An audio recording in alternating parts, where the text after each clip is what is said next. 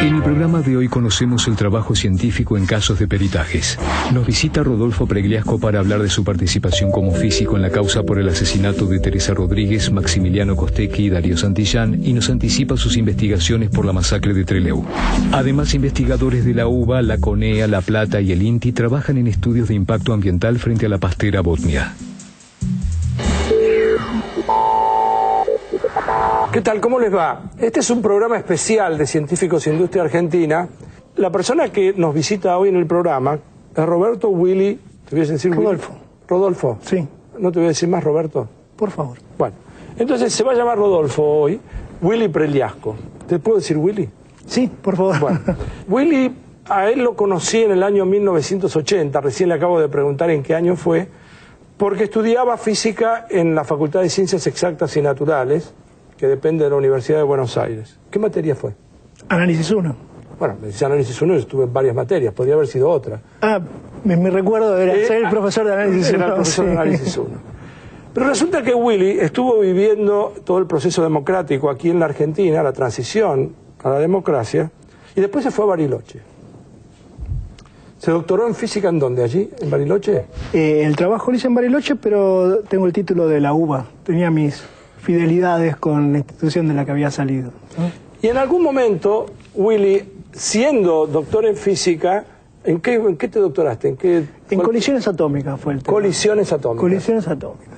Y de pronto apareciste en el mapa, no solamente de la ciencia, sino en el mapa de la sociedad argentina, resolviendo un tema muy importante. ¿Querés hablar un poquitito de lo que es la física forense para ponernos en marco? Porque yo sé de qué se trata simplemente porque hemos hablado muchas veces, pero no todo el mundo, muy posiblemente poca gente sepa lo que hiciste. Todo empieza desde mi punto de vista, empieza con una anécdota. El que estaba trabajando antes en física forense era Ernesto Martínez, un físico del Centro Atómico que vivía... Su tema de trabajo era asesorar a los jueces. Asesorar a los jueces. Asesorar a los jueces. Y un día me vino a consultar por la causa de Teresa Rodríguez, porque era muy grande. El caso de Teresa Rodríguez tiene que ver con los primeros cortes de ruta que hubo en el país. Fue en la ciudad de Cutralcó. El conflicto empezó en el puente de Neuquén, pero se trasladó a la ciudad de Cutralcó. Fue un conflicto que duró varias semanas, muy largo, donde no se sabía cómo actuar en esas circunstancias. Y en algún momento, en los enfrentamientos entre los manifestantes y la policía, hay varios disparos y uno de ellos mata a Teresa Rodríguez. Muy bien. Que estaba en el puente de Cutralcó. El hecho era muy desagradable porque estaba filmado. Se la veía caer a Teresa Rodríguez, había fotos donde se veía a los policías, sin embargo no se podía determinar quién había disparado. Y es entonces que nos llama la jueza a analizar la causa y nos dice, ¿qué pueden hacer ustedes? Con una pregunta abierta. Nos ofrece el expediente y nos ponemos a trabajar.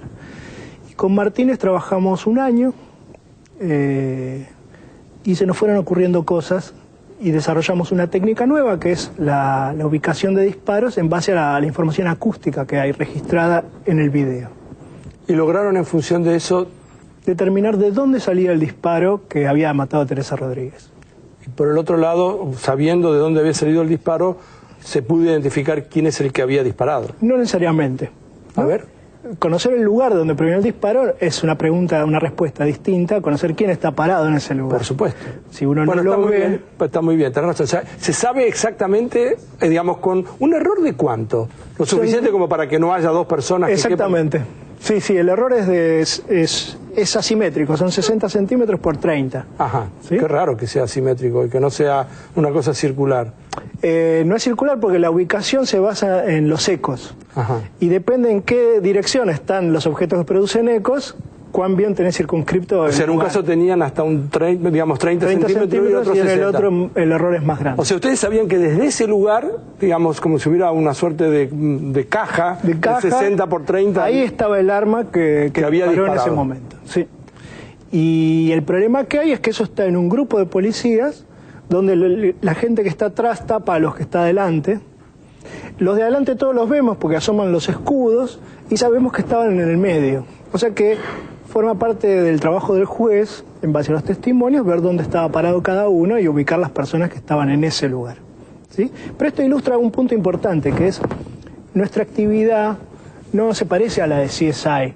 CSI, que es la serie de televisión norteamericana, en el sentido de que nosotros no salimos a hacer justicia, ni a perseguir a los criminales, ni nada por el estilo. Nosotros funcionamos como asesores del juez. Como peritos. Como peritos. Y el perito es se lo llama a veces testigo experto, ¿sí? Es un testigo de los hechos y lo que uno incorpora en la causa es un testimonio. Pero es un testigo indirecto. Es un testigo indirecto, pero es un testigo que puede ver en el expediente cosas que otro no ve. Ajá. ¿No es cierto? Entonces, la capacidad de convicción y de hacer claro la argumentación es fundamental, porque si no el juez no puede incorporar como propio un razonamiento. Claro, yo me entusiasmo con esto, al mismo tiempo quisiera poner otra vez y bajar a la tierra y pensar que había una persona que había muerto. O sea, sí, habían disparado a Teresa Rodríguez, como hubo otros disparos, supongo. Hubo otros disparos, hubo heridos. Está bien, pero digo, no se murió nadie más que Teresa Rodríguez. Exactamente. Lo que estamos hablando ahora es de cómo la ciencia de pronto ilumina una manera distinta de poder descubrir de dónde salió el disparo. Cosa que no existía antes. O sea, no se podía saber antes, salvo que alguien hubiera visto o algún otro método, pero seguro que no de esta forma. No usando el sonido, digamos. Claro. Lo que descubrimos con Martínez, trabajando en este tipo de asuntos, es que la metodología de la investigación científica y el entrenamiento que tienen los investigadores científicos es terriblemente eficiente para organizar información compleja, contradictoria, numerosa. La capacidad de abstracción del científico es muy, muy útil en el procesamiento de toda esta información, que es mucha y muy confusa. Para mí soy el primer sorprendido en ver que esto funciona y que es útil, y es muy interesante de hacer como actividad. Ahora, yo me voy a poner ahora en el lugar, no de ustedes, de vos y de Martínez. Entre paréntesis, deberíamos dedicarle aunque sea un mini párrafo. Sí. A lo mejor lo querés hacer ahora porque Martínez ya no vive más. Martínez murió hace 3 años, producto de una afección cardíaca. Y es una ausencia que estamos lamentando muchísimo, porque me quedé trabajando solo y desde entonces que muy lentamente estoy reconstruyendo un equipo de trabajo, ¿no? De eso vamos a hablar en un instante, pero más allá de ustedes, después hubo que convencer, ya no hablemos de la sociedad, hubo que convencer al juez, o a la jueza en este caso, y a defensores, fiscales, gente que participa dentro de la justicia que no tiene la más vaga idea y tiene que empezar a creer desde un lugar casi religioso, porque el que no tiene los datos dice, ¿qué me está diciendo? ¿Cómo sé que lo que dice este señor es cierto? Nuestras pericias, nuestros informes a los jueces, en general están divididos en 2 partes. Una primera parte es una argumentación que tendría que poder entender cualquier persona común sin ninguna formación. En general no ponemos fórmulas, no porque no las puedan entender, sino porque las fórmulas asustan. Y se pone una explicación en términos coloquiales, y la línea argumental está completamente desarrollada en ese texto, que es largo necesariamente. Y después se ponen apéndices que están destinados a los colegas, que está toda la fundamentación de lo que se dice. Es un estilo que diseñamos con Martínez que resulta muy interesante, porque por un lado permite a una contraparte, a alguien que quiera revisar el trabajo, cuestionarlo, porque está toda la información ahí. Una persona que defienda al acusado. Exactamente. Y por otra parte, un lego tiene que poder entenderlo. Y desde el punto de vista de la ciencia, los jueces son legos. Claro. ¿Y qué reacción hubo? ¿Qué determinación? Contame un poquitito el flujo, la dinámica de eso, desde que empezaron y ustedes presentaron, desde que investigaron hasta que llegaron al veredicto. Bueno, la causa de Teresa Rodríguez no es muy ilustrativa para eso, porque el veredicto tardó mucho tiempo, prescribieron varias de las acusaciones, o sea, fue una causa muy complicada y muy lenta. Lo cierto es que... ¿Fue lenta adrede? Es una pregunta, digamos, no te preocupes que no te está mirando nadie, es solamente por televisión esto. Sí, claro. No sé si fue lenta adrede, pero la lentitud en todos los casos es funcional al ocultamiento de la verdad, ¿no? Se llama Rodolfo Willy Pregliasco, es doctor en física y es uno de los peritos, y queremos presentar, uno de los peritos en la Argentina, que se dedica a tratar de iluminar en donde precisamente hay oscuridad, y donde la ciencia hace un aporte esencial y en algunos casos hasta impensado para el propio actor. Nosotros hacemos ahora una pausa y volvemos con Roberto. ¿Roberto? ¿Te voy a decir Roberto? No. Él se sigue llamando Rodolfo Pregliasco, pero hoy, por un rato, ¿me aceptás un Roberto? Dale, ya te acepté 2. Ya me aceptaste 2. Willy Pregliasco, y volvemos enseguida en Científicos en Industria Argentina.